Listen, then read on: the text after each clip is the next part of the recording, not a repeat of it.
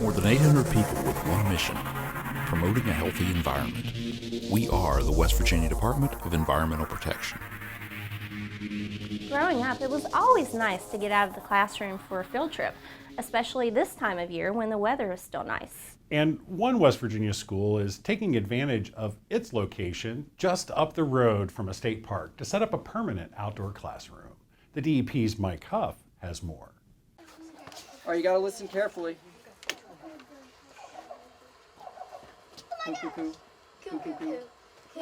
Students from Hacker Valley Elementary School in Webster County are getting some fresh air and sunshine along with today's nature lessons.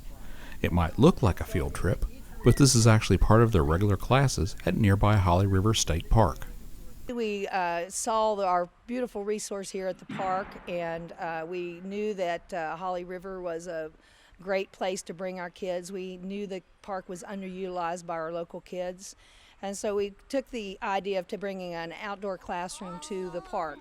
And they help us and we help them. We have cleaned trails before for them, as well as picked up litter and that kind of thing. And our kids then tap into the different resources. Resources like DEP District Environmental Coordinator Callie Sams.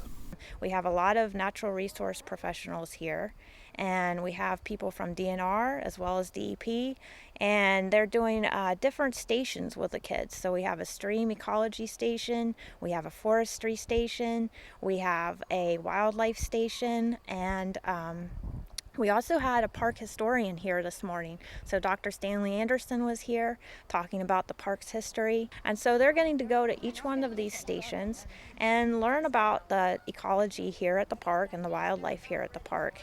And while they're doing that, they're also helping the school and the park, and the DEP is partnering to build an outdoor classroom here that could be used by any visitors to the park and other schools. But that's not the only hands-on education that's happening today. Hands-on science, hands-on social studies, hands-on English language, all of it is a great experience, a great field experience for kids to learn to incorporate reading and writing into the real world.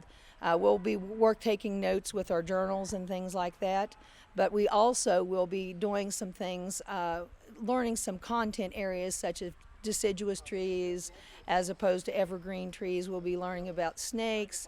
Today we've learned about stream monitoring and that type of thing. We've learned today about there is nature, art in nature, and so they did an art in nature, and actually there's a festival on Labor Day here, and some of the kids are taking pictures for that photography contest here as well. So they learn lots of different things they don't always are engaged with in the classroom, different things. In Webster County, I'm Mike Huff for Environment Matters. The school is also involved with designing a smartphone app to help visitors to the park learn about its ecology, wildlife, and history. They hope to have it up and running sometime next year. 16 schools in West Virginia will share more than $12,000 in grant funding for sustainability projects as part of the Green Apple Day of Service. The grants are provided by ZMM Architects and Engineers and the West Virginia Department of Environmental Protection. Some of the projects include planting perennial flower beds, recycling education, rain barrels, butterfly gardens, and tree planting.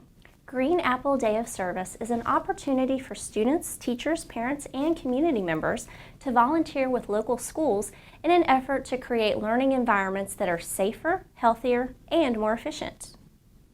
Teaching the next generation of West Virginians the importance of protecting and conserving water is the mission of the DEP's Project WET.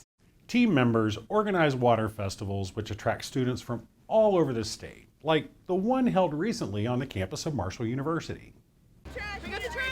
We want kids to go home, and when they turn on their water faucet, we want them to think about, where's this water come from? Like, is it clean? Like, what are we doing to impact our water?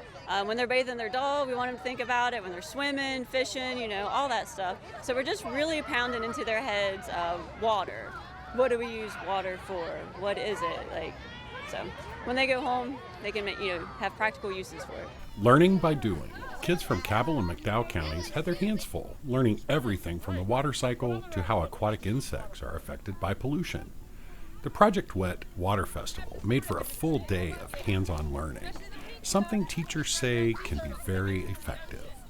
it sticks more in their memory when they have hands-on. And we build up activities before a project like this and follow up with it as soon as we come back. And it just seems like it sticks in their memory a whole lot more. It's pretty cool how water is in the ground and the rivers and all the animals in there. Some of the stuff I didn't know about the stations, like the acid rain, I didn't know anything about that, and like some of this other stuff, the pollution and all that, like I didn't know you could recycle oil or either, and I just found that out a few seconds ago, and it's pretty interesting to get to know all this stuff. Not just learning, but having fun, too. We think so, yeah. The kids certainly find it more fun. Just over at our National Park Service, they're having an aquatic bug station, and one of the kids said, "This is the best way to learn. We should always be like this in a classroom." And so I think that they really enjoy the hands-on experiences. I think it kind of sinks in more that way, too. Co-hosting this year's event, Marshall University's Sustainability Department. Coming up, keeping potentially harmful items out of the trash. We're back in a moment.